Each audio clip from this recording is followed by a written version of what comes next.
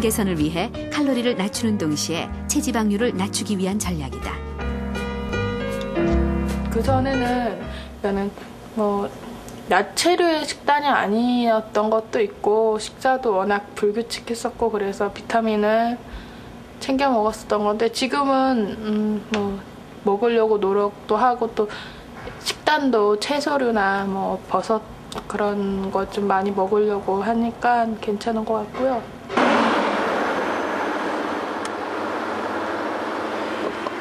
다섯 사람 중 고지혈증과 고콜레스테롤 등 산화 스트레스 유발 요인이 가장 많았던 이성구 씨.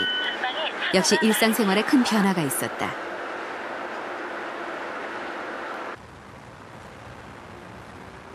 택시를 운전하는 틈틈이 가능하면 때맞춰 식사를 하고 좋아하던 육류 대신 채식, 특히 평상시 잘 입에 대지 않던 과일은 아예 도시락을 싸가지고 다니면서 먹는다.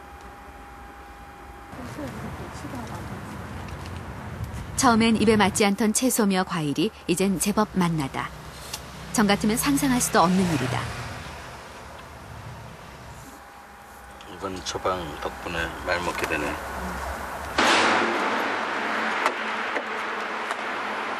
이틀 일하고 하루 쉬는 일정이다 보니 쉬는 날이면 집에서 밀린 잠 보충하는 것이 전부였다. 하지만 이젠 쉬는 날뿐만 아니라 일하는 틈틈이 걷기와 근력 운동을 하고 아직은 서툴지만 인라인 스케이트도 배웠다. 굳이 일부러 많은 시간을 내지 않아도 운동은 얼마든지 가능하다는 것도 알았다. 일정하게 쉬는 시간이 안 돼가지고 쉬는 시간마다 한두 시간씩 이렇게 걷는 운동 또 인라인 스케이트 이렇게 해서 땀을 흘리니까 몸이 좀 가볍고 옛날보다도 많이 좋아진 것 같습니다. 그래서 아직 우리 5분들은 3주간의 실험이 끝나고 5사람이 다시 모였다. 5사람에 대한 건강검진과 체력 측정, 그리고 항산화 능력 및 산화 스트레스 검사가 진행됐다. 그런데 3주라는 시간은 참가자들에게 큰 변화를 주었다. 특히 고지혈과 고콜레스테롤, 간 수치 이상 등 5사람 중에서도 건강 이상 수치가 가장 높았던 이성구 씨의 변화는 놀라웠다. 물론 이렇게 빨리 떨어지는 경우는 잘 없습니다, 사실. 그래서 아주 노력하신 거고 더욱 더 놀랄 일은 콜레스테롤이 지금 콜레스테롤 약을 안 썼잖아요, 저희들. 예, 그랬는데 287이던 게 245로 떨어졌어요. 야채로 바꾸고 그런 쪽으로 많이 노력을 했죠. 예. 높았던 간 기능 수치가 크게 떨어지고 콜레스테롤과 중성지방 역시 크게 떨어졌다. 비타민제 복용을 중단한 때문인지 항산화 능력은 처음 검사 때보다 다소 낮아졌다. 그러나 비타민을 중단했음에도 불구하고 5사람의 산화 스트레스는 모두 낮아졌다. 비타민제보다 음식이며 운동이 더 큰 역할을 한 것이다. 최근 들어서 비타민이 나름대로 해악이 있는 것 같아요. 그게 운동을 하지 않는 사람, 그 다음에 규칙적인 좋은 식생활 습관을 가지 않는 사람들이 비타민을 복용하면서 그걸 하지 않아도 된다라는 면죄부를 주고 있는 것 같아요. 그래서 비타민 자체가 나쁘다기보다는 비타민을 먹으면서 내 몸이 괜찮을 거야 라고 생각하는 게 더 큰 해악인 것 같습니다. 그렇다면 비타민제를 먹는 것보다 식품을 통해 얻는 비타민이 왜 더 큰 효과를 주는 것일까?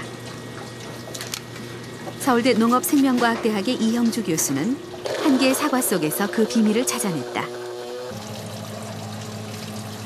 사과 한 개 속에는 대표적인 항산화 성분인 비타민 C를 비롯해 퀘르세틴 같은 항산화 능력을 가진 식물성 화합물이 많이 들어있다. 이들 화합물의 항산화 능력은 비타민 C보다 2배 이상 뛰어나다.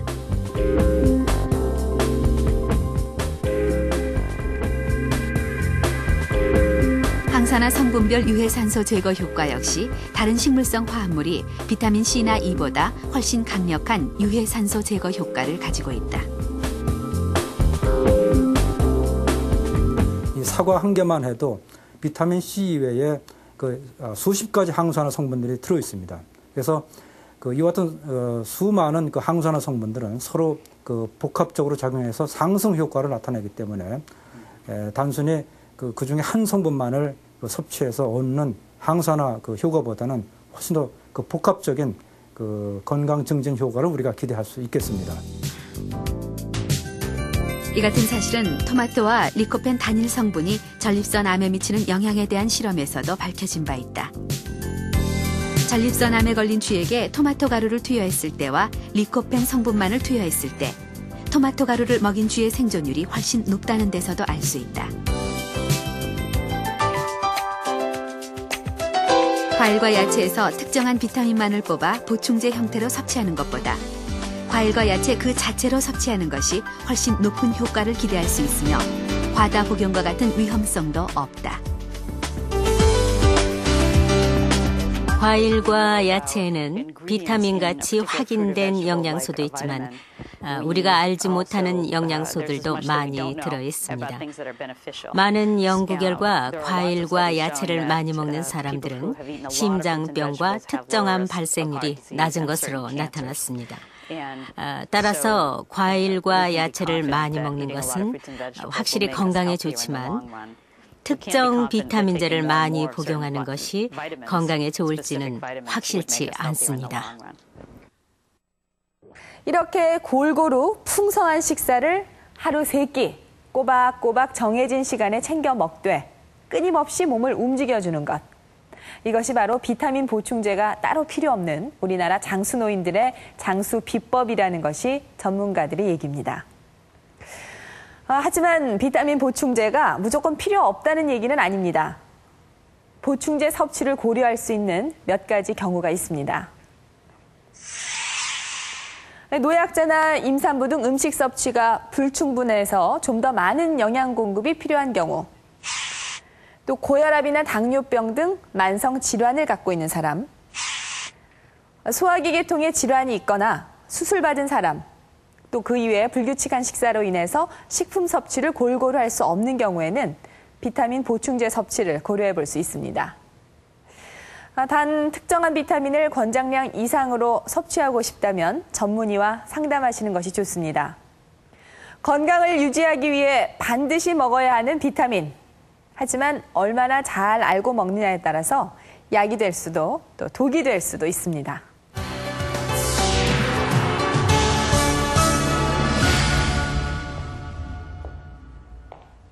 명예클리닉.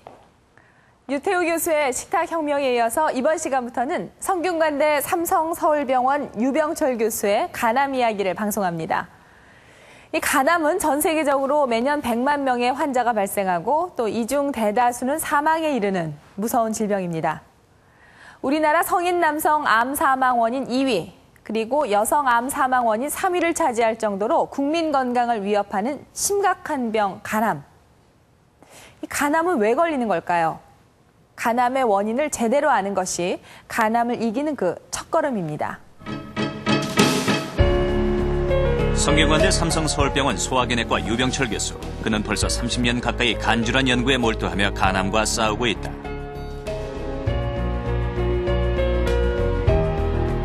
(1977년) 서울대 의대를 졸업한 후 세계적인 간 박사로 유명한 김정용 교수 지도로 간질환에 관한 연구를 시작했다.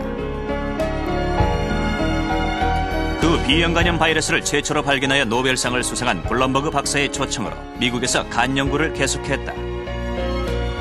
최근에는 세계적인 암센터와 공동으로 간암에 관한 심포지엄을 개최하는 등 국제적인 협력 체제를 구축하고 있다. 그는 현재 삼성서울병원 암센터장을 맡고 있다. 그가 이끄는 간암 진료팀은 간암 치료에서 그 업적이 국제적으로 인정받고 있다.